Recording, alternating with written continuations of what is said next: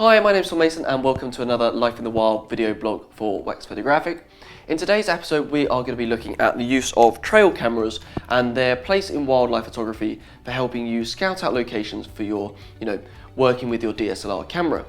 Now this is a Bushnell HD, it's a great little camera and it works on just AA batteries with a passive infrared detector that as animals move in front of it triggers the camera recording video or taking stills showing what's out in a location at any given time.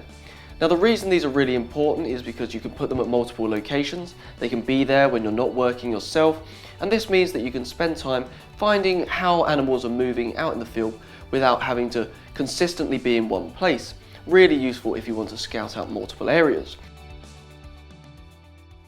So we've been wandering around the local area where we're hoping to find some wildlife today using our trail cameras, using some of the skills, tracking species. We've located this path that runs off one of the main trails. It's a bit bigger than normal and we're hoping for foxes and badgers. Looking at the size of it, it's definitely not human because at the end of the path it runs under a barbed wire fence just low to the ground, so definitely not where people have been. So we're going to put the camera out and hopefully when we come back in the next couple of days we will find some wildlife. So I'm just coming down the path that we found and it's very evident that it's been used by a lot of different mammals. There's some fox poo here and some obvious badger and fox signs. We've also got some small deer prints running under the fence ahead of me. Now looking at the spot with these two tracks here, I'm going to use this large tree to position my camera reasonably low to the ground with the sensor pointing towards the fence so that as the animals come under, either way they'll trigger my camera and hopefully capture them on film. So I'm going to go ahead and put this onto the tree using the supplied strap as it's probably the most easy and convenient way to get it on there. So I've tightened up the strap on the back here just to put it in place for us. I'm just going to open this up and set it up. What I've got it at is 720p video just to give us the highest quality that we're after.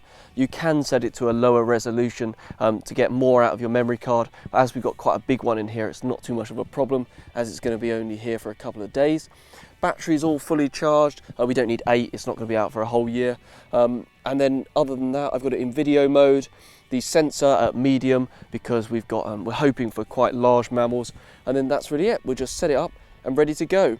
Now before you do this, one thing you want to do is make sure that you format the memory card just to clear it and make sure that it's all ready for filming. And what this does is it will reset the date and everything back to 0. Now you can go through and reset it all to the right stuff. I find this a bit boring and time consuming. So what I tend to do is just take my phone like this, turn it round and screenshot this like that. It just means that I've recorded the time that it will be at 000 and the date so that I'm ready to find out when things turn up. So other than that, it's just to switch it on and go like this and turn it up. Now as we're in a public spot, you don't have to, but one thing I sometimes do is lock them to the side. So I've just got a standard cable lock here.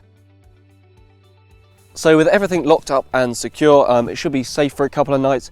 And now it's time to head home and leave it to do its work.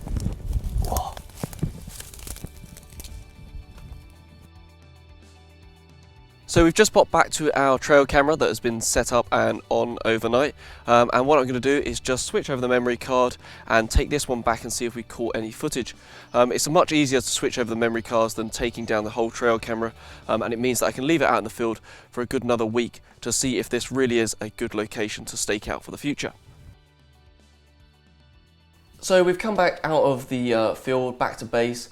And now all we're going to do from our trail camera is take out our SD card, pop it in the computer and see what we've got. So let's just pop that in here.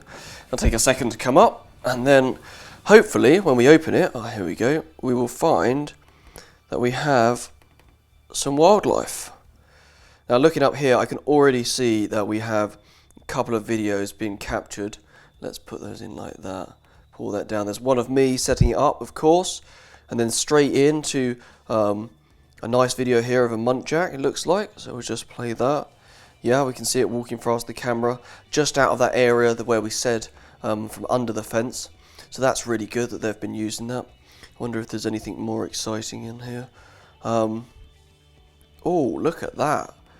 This is a what look like it's a roe deer. It's a beautiful roe deer right up to the camera, right in the front. That is really gorgeous. Look at that. He's a wonderful deer, really close up, really proving that that trail that we were looking at there was a perfect place that animals are using to travel through two sections. I mean, that is far more than I expected we'd get, especially after one day. So I'm really happy that we've left the trail camera out, and when we go back and visit it, maybe in the future, it really could become quite a, profitable location for some photography. Thanks for watching, and join us again soon for another Life in the Wild video blog.